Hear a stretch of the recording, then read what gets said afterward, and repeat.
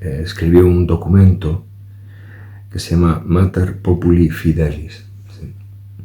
Donde el prefecto, el cardenal Fernández, hace una serie de consideraciones. Esas consideraciones no tienen un valor dogmático, simplemente es una nota doctrinal, ¿sí? Y para analizarlo bien, ha habido algunas cosas, ¿no?, que aparecen en el documento, como que dice: es siempre inoportuno el uso del título de corredentora para definir la cooperación de María en la obra de la salvación. Se vuelve inconveniente este título de corredentora y no ayuda este título de corredentora. Y hay como 3 razones, digamos, que ya aparecían en el Vaticano II cuando los debates hablando acerca de este asunto. Hay razones dogmáticas, hay razones pastorales y hay razones ecuménicas. Bien.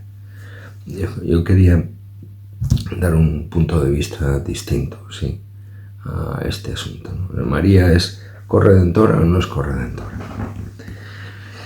Vamos a ver. Jesucristo, Jesús de Nazaret, la segunda persona de la Santísima Trinidad, Dios mismo, hereda la mitad de su ADN personal, de su madre. En esta herencia de ADN se incluyen el cromosoma X y los mitocondrias. Esto significa que el hijo que nacerá de la Virgen María tendrá genes, ¿sí?, de la Virgen María, en rasgos como puede ser el color de los ojos o el color de los cabellos o de la estatura o rastros faciales, pero incluso dentro de su cuerpo, ¿no?, la herencia genética que tiene, ¿sí?, estará influenciado, ¿sí?, por esto. Dicen, no sé si es verdad, porque no soy médico, dicen que la placenta de un niño a veces como que se traspasa sangre del feto a la madre, ¿sí? Yo no sé si esto es así o no es así, porque no soy un especialista en esto, ¿no? Pero parte de la sangre, si pasa esa sangre a la madre, esa sangre durará por decenios. Llevará, digamos, la madre llevará la sangre del hijo por decenios, ¿sí? Y independientemente de esto, que puede ser o puede no ser, porque yo no he estudiado medicina, no puedo decir a ciencia cierta, ¿no? Lo que leí es un poco aquí eso, ¿no? Pero sí que es cierto que las personas desde bebés, claro, somos absolutamente indefensos. También el Hijo de Dios, también el Hijo de la Virgen María es indefenso, ¿sí? Y desde la más tierna infancia, desde que nacemos del vientre de nuestra madre, somos animales miméticos, tendemos a copiar aquello que vemos, ¿sí? Y en este sentido es importante la educación que uno recibe en la infancia, ¿sí? La educación del niño Jesús estuvo marcada sin duda por sus padres, y si queréis más especialmente por la Virgen María, ¿vale? Los gestos, nosotros copiamos los gestos de nuestros padres, somos miméticos, ¿sí? Aprendemos prácticamente todo, ¿no? Sobre todo acerca de la educación, ¿sí? Nos criamos, digamos, en las faldas de mamá, en los brazos de papá. O sea, este es el asunto. Y el resultado de todo eso es lo que somos. Bien. Para poder entender a la Virgen María tenemos que tener en cuenta que es mujer, ¿sí? Que es madre, ¿vale? Y que tiene la desgracia, por decir así, por hablar así rápido, tiene la desgracia de perder un hijo. Así que los que mejor pueden entender este asunto es si alguno de los que están escuchando este vídeo es mujer, es madre y ha perdido, por desgracia, un hijo. ¿Vale? La unión, digamos, la unión espiritual, digamos, que une a madre e hijo fallecido, digamos, es brutal, tanto que cambia la vida de la madre. ¿Sí? Bien, entendiendo todo esto, ¿no? Vámonos al Evangelio. En el Evangelio dice, en el Evangelio según San Juan, digamos, empieza y termina con la misma frase, por decir así, ¿no? Hoy dos frases que están al principio y al final, ¿no? Capítulo segundo y el último capítulo. Perdón, el anterior al último. Dice, y la madre de Jesús, es su título, el título que le pone Juan, la madre de Jesús estaba allí. La madre de Jesús estaba allí. No está puesto al azar, sino que tiene una intencionalidad, ¿vale? La madre de Jesús ocupa, como la madre de cualquiera de nosotros, un papel secundario, está detrás, pero sin el cual no sería posible que tú ni yo estuviéramos aquí. Es decir, que el papel de la madre de Jesús es necesario, no, lo siguiente, para la obra de la redención, porque sin ella no hay Él. El centro de nuestra fe es Jesucristo, somos cristocéntricos, ¿verdad? Eso es verdad, somos adeptos al Mesías, por decir así, al Christos, no al Mesías. Pero sin su madre, que está detrás, digamos, nada hubiera sido posible. Nada hubiera sido posible. Bien, tenemos, os he dicho que había razones pastorales, había razones dogmáticas, había razones ecuménicas, con lo que dice el documento de que es inoportuno, que es algo inconveniente y que no ayuda a hablar de María como corredentora. Yo no sé si en los siglos próximos, o bueno, el tiempo, no sé cuándo, ¿no? ¿Cómo? ¿De qué manera? Pudiera haber un quinto dogma acerca de María como corredentora, ¿no? No lo sé. Lo que sé es que en los casos anteriores hubo personas que mucho antes de que saliera el dogma, incluso el Populus Fidei que dice, ¿no? El Populi Fidei, ¿sí? Era consciente de esta verdad de fe, aunque la Iglesia no hubiera dicho nada. Y entonces tenemos tipos que siglos antes del dogma de la Inmaculada Concepción de María, estamos hablando de otra cosa, no la de corredención, no de la corredención, sino de la Inmaculada Concepción, que fue en 1854. Bueno, hubo teólogos, Diego Pérez de Valdivia, de Baeza, en Jaén, Gonzalo Sánchez de Lucero, que fue rector de la Universidad de Salamanca, Ambrosio de Peñalosa, en Jaén, Peñalosa es un lugar en Jaén, Juan Eusebio Nirenberg, que era madrileño, que tuviera este apellido, y después encontramos más, Raimundo Lulio, o Llull, Andrés de Creta, el obispo Andrés de Creta, Germán de Constantinopla, Juan Damasceno, San Agustín, Santo Tomás de Aquino, de una manera o de otra hablaron de este tema de la Inmaculada Concepción, ¿no? Prepararon el camino para que surgiera este asunto que en el pueblo fiel ya era una realidad, ¿no? Bien. ¿Por qué hay razones pastorales, dogmáticas y ecuménicas que hacen que esto se vuelva inoportuno, se vuelva inconveniente y no ayude? Hay razones pastorales porque sí que hay un peligro de caer en la mariolatría, pero eso cualquier católico sensato no entra en su cabeza. Quiero decir, aquí el centro, digamos, el fundamento de nuestra fe, el nombre, que nos ha dado otro nombre para que el hombre deba salvarse más que el nombre de Jesús. El nombre de Jesús. Esto es así. Esto es así. Hay un rey, por decir así. Él es el rey. Eso no lo discute nadie. Esto es absolutamente, ¿no? Otra cosa diferente es que el amor al rey nos lleve a valorar absolutamente el papel escondido de su madre, que está al principio y al final del Evangelio, y la madre de Jesús estaba allí. Vale.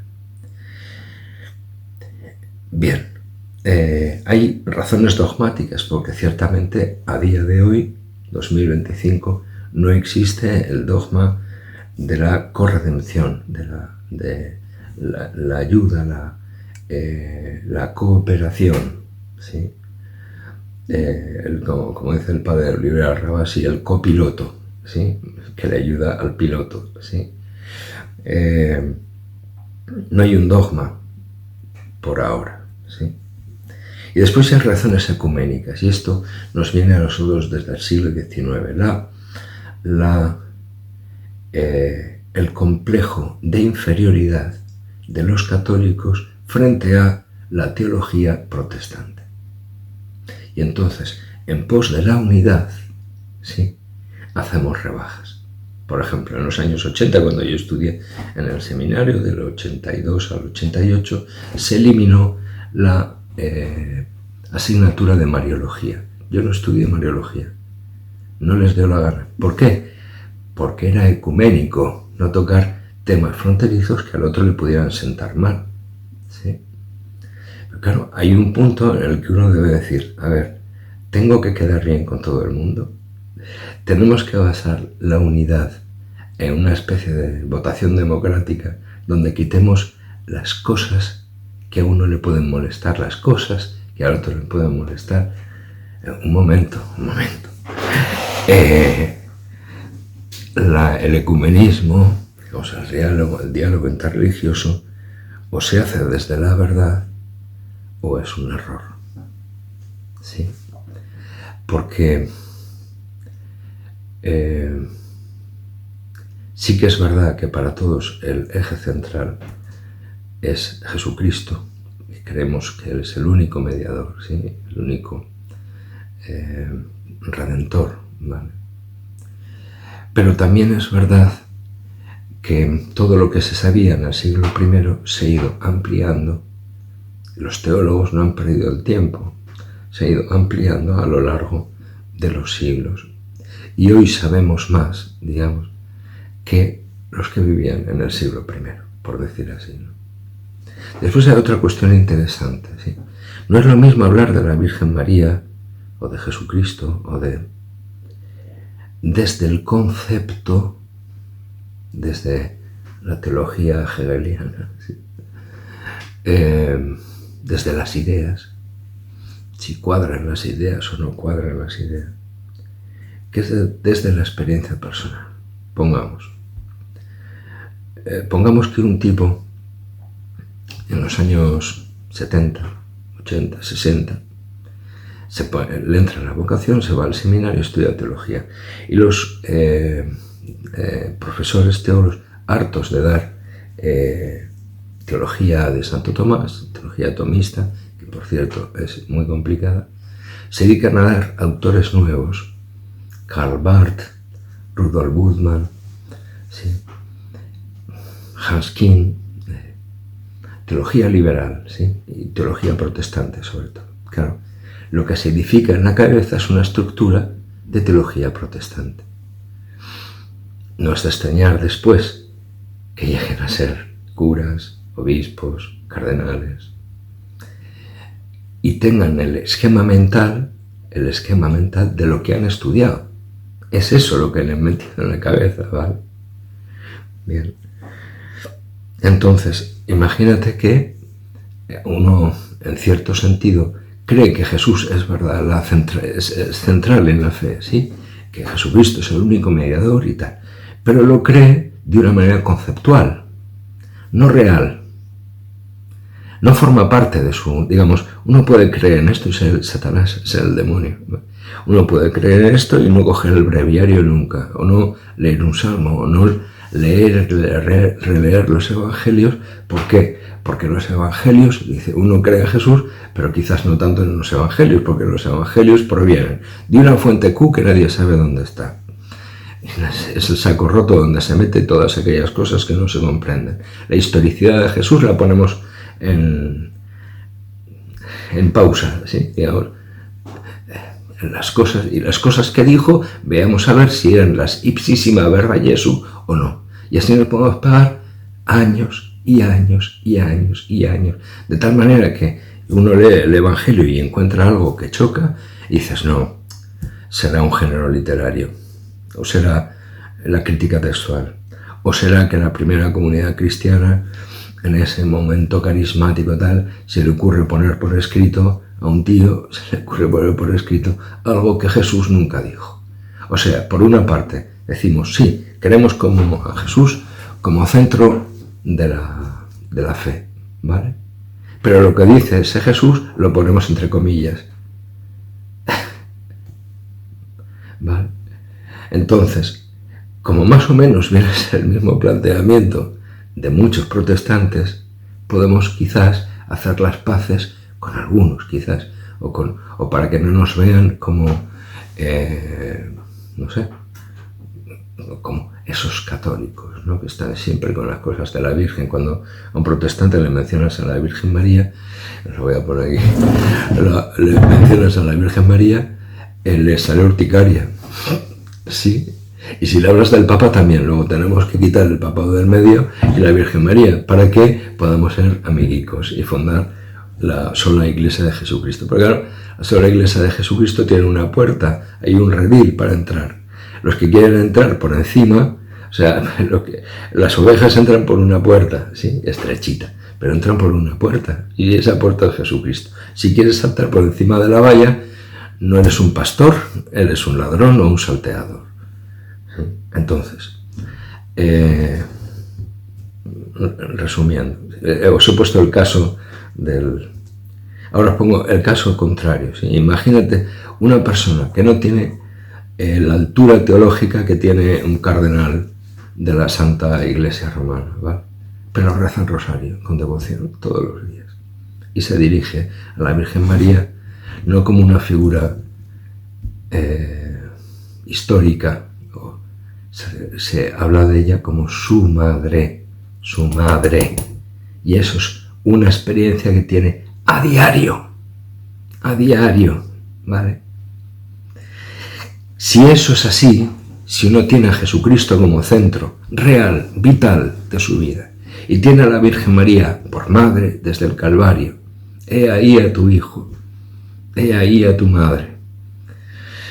Si eso lo vive así, entonces lo que resulta inoportuno, inconveniente y no ayuda para nada es el documento de la Santa Sede sobre la corredención de María, Corredentrix. ¿Qué es lo que yo pienso acerca de esto? Yo pienso que sí, como esos teólogos que antes de que se saliera el dogma de la Inmaculada Concepción hablaron de ella, aunque no era dogma, pero hablaban de eso, ¿sí? Diego Pérez de Valdivia, Gonzalo Sánchez de Lucero, Ambrosio de Peñalosa y Juan Eusebio Nierenberg de Madrid, nada menos. Hoy podemos hablar de corredentor, por supuesto que sí. ¿Es inconveniente? Para nada. ¿Quién ha dicho que sea inconveniente? Es inconveniente, sobre todo este documento es inconveniente para la gente que tenga fe. Pero a los que han perdido la fe y están en un mundo de las ideas, sí, están en un mundo colgado, que no tiene nada que ver ni con el Espíritu Santo ni con la... por cierto, y a Jesucristo por lo visto no se puede aparecer a nadie, ¿vale? Sí, estas cosas interesantes que se lo digan a Santa Teresa. Santa Teresa contó una vez que un lunes de Pascua, perdón, me ha salvado del tema, un lunes de Pascua se le apareció Jesús y estuvo sentado con ella un buen rato. Y le estuvo explicando que el día de la resurrección, a la primera que fue a ver fue a su madre. Eso no lo cuentan los evangelios. Pero mira tú por dónde. San Ignacio de Loyola, en los ejercicios espirituales, dice exactamente lo mismo. ¿Y cómo sabía San Ignacio que Jesús a la primera que fue a ver fue a su madre? ¿Oh? Es más, le dijo a Santa Teresa que tuvo que estar mucho rato con ella porque ella no paraba de llorar y tenía que explicarle que estaba vivo, que tal y que cual. Bien. Y en la experiencia de todos los santos, Jesús hace lo que le da la gana. Habla con quien quiere e infunde su espíritu o da sus mociones a quien le da la gana, cuándo, cómo y con quien quiere. Y la Virgen María igual. Entonces, bien, lo digo porque salió otro documento también acerca de un caso concreto en Francia, ¿no? Que será o no será, pero lo cierto es la verdad que hay detrás es que Jesucristo está vivo, tan vivo como te estoy hablando, ¿vale? Y esa es la verdad. Y además la Iglesia se negaría a sí misma cuando habla en el Catecismo de gracia santificante y gracia actual. Esa gracia actual opera en cualquier creyente católico de todo el mundo. Si Dios quiere. Incluso vemos en vídeos y tal, que incluso algún musulmán o alguno que no ha pisado la Iglesia en su vida, y eso hay, y eso se da, ¿vale? ¿Quién es la Virgen María? Si se resulta que Jesucristo es el Salvador del género humano, de los cristianos, ella es la madre del Salvador. ¿Eso es importante o no es importante? Si es la madre del Redentor, ¿será importante o no será importante? Si es la madre del pan de la vida, que adoramos en el Santísimo, si es la madre del pan de la vida, ¿será importante o no será importante? Porque, oh casualidad, el lugar donde nace Jesús se llama Belén de Judá, Betlehem, la casa del pan. La casa del Betlehem, la casa del pan.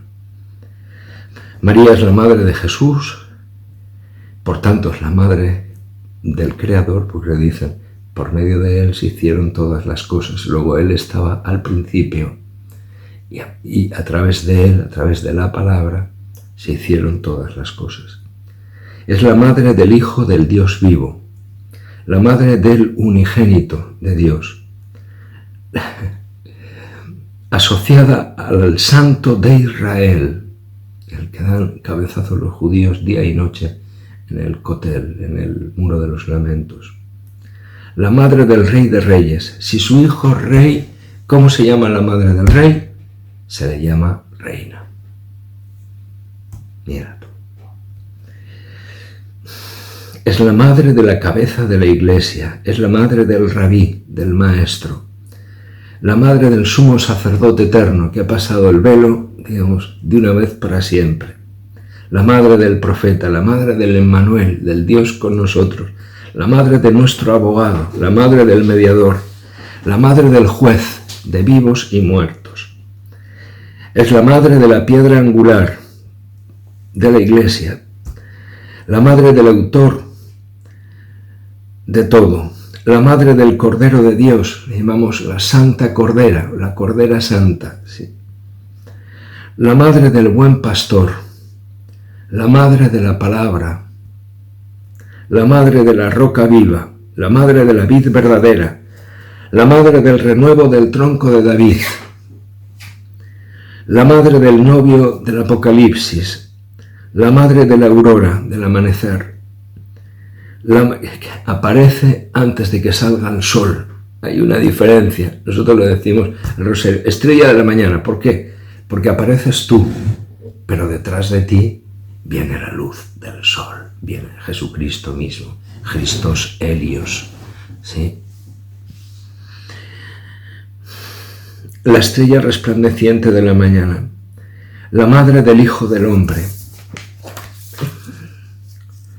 la madre del camino que lleva a la vida, la madre de la verdad, la madre de la vida, la madre del Rey de Israel, otra vez. Si el Rey de Israel es Jesús, ¿tú eres rey? Le pregunta a Pilato.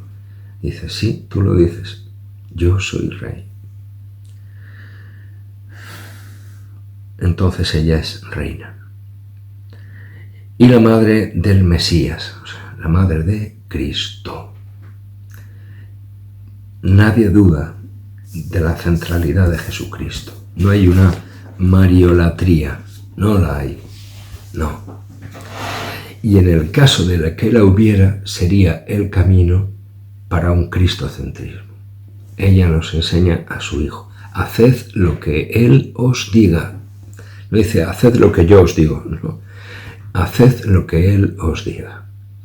Así que, para resumir, la Virgen María, para mí, mi opinión personal, ¿vale? Eso no me lo puede quitar ni la Iglesia. Para mí es corredentora, sí, es corredentora y mediadora de todas las gracias. Nada más. Un abrazo.